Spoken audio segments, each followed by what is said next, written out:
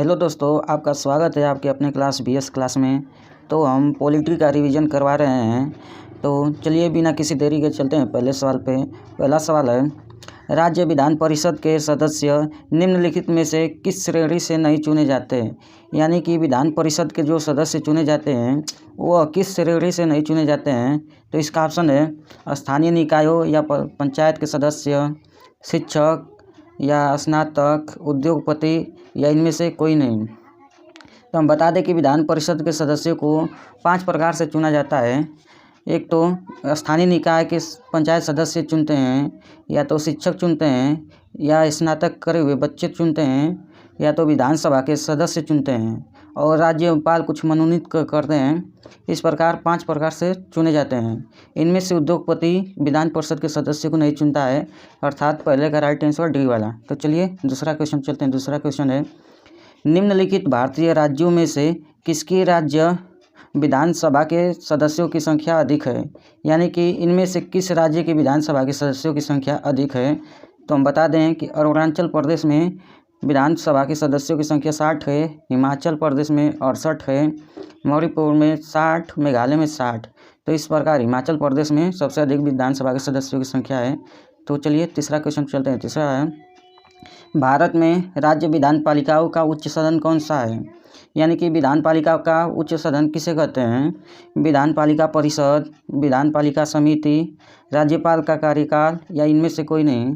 तो हम बता दें कि विधान पालिका के 2 सदन होते हैं, एक पहले को विधानसभा कहते हैं और दूसरे को विधान परिषद कहते हैं।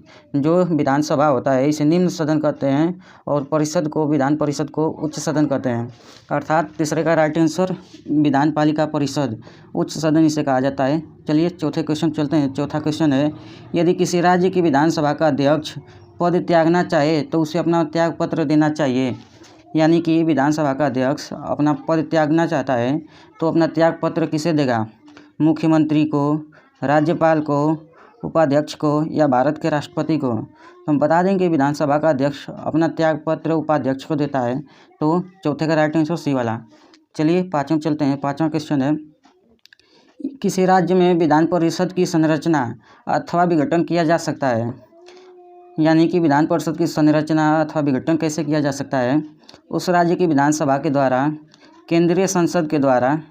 केंद्रीय संसद द्वारा राज्यपाल की अनुशंसा पे, राष्ट्रपति द्वारा राज्यपाल की अनुशंसा पे। तो हम बता दें कि विधान परिषद की संरचना उस राज्य के विधानसभा द्वारा और वो विधेयक 2/3 भाग से पारित हो जाता है और केंद्रीय संसद द्वारा हस्ताक्षर के द्वारा वो उस राज्य में विधान परिषद की संरचना हो जाती है।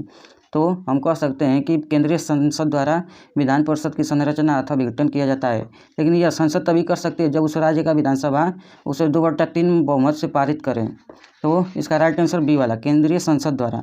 चलिए चलते हैं छठवें क्वेश्चन पर। छठवां है, निम्नलिखित राज्यों में कहाँ विधान परिषद है? यानी कि किन किन राज्यों में विधान परिषद है? तो हम बता दें कि 6 राज्यों में विधान परिषद का प्रावधान है, जैसे बिहार हो गया, यूपी हो गया, महाराष्ट्र हो गया, आंध्र प्रदेश, तेलंगाना और कर्नाटक। इन 6 राज्यों में विधान परिषद है। तो यही पूछा है कि इनमें से किस राज्य में विधान परिषद है? केरल, दिल्ली, हिमाचल प्रदेश, बिहार। तो हम अभी बताएं कि बिहार में, यूपी में, महाराष्ट्र में, आंध्र प्रदेश में, तेलंगाना में और कर्नाटक में विधान परिषद है। तो इनमें से राइट आंसर सिर्फ बिहार में है, तो अर्थात इसका राइट आंसर डी वाला। तो चलिए छठवें पे चलते हैं। सातवें पे। सातवां है, भारतीय संविधान के निम्नांकित अनुच्छेदों में से कौन राज्य की विधानसभाओं के निर्वाचन का प्रावधान प्रस्तुत करता है? यानी कि विधानसभा का प्रावधान किस अनुच्छेद में कहा गया है? तो हम बता दें कि विधानसभा का प्रावधान अनुच्छेद 170 में कहा गया है और 168 में विधानमंडल का है, 169 में विधान परिषद का और 170 में विधानसभा का चर्चा कहा गया है। चलिए 8वें चलते हैं। 8वां है, बिहार का वर्तमान मुख्य सचिव कौन है? तो बिहार का वर्तमान मुख्य सचिव इनमें से कौन है?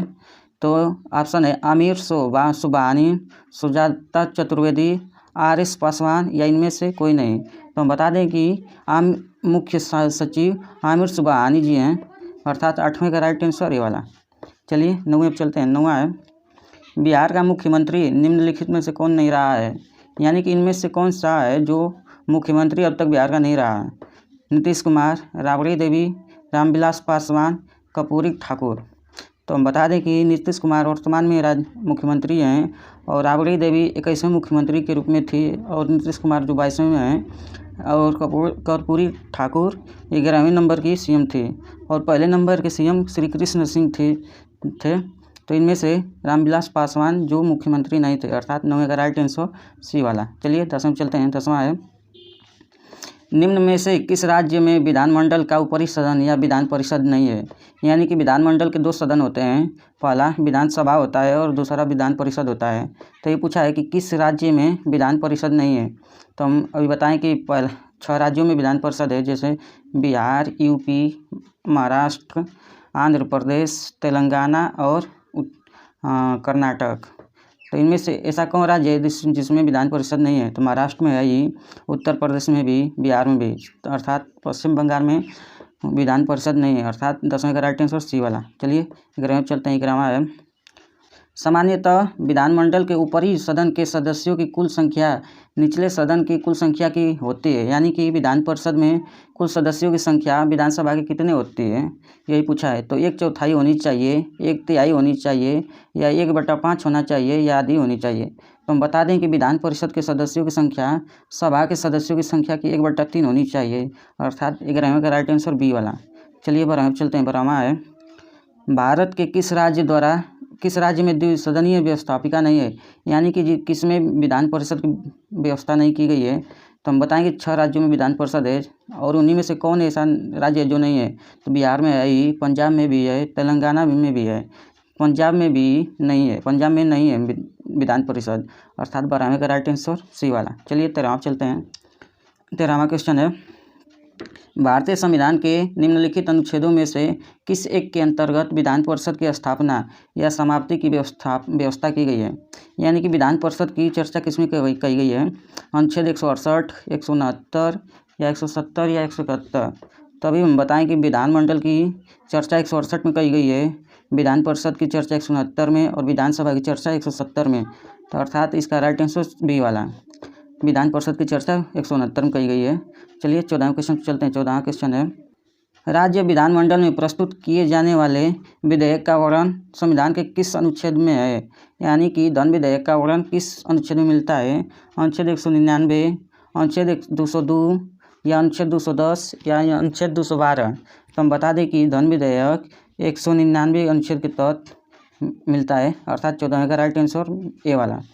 तो ये हमारा सेशन समाप्त हुआ। इस पर अपना प्यार जरूर दिखाइएगा।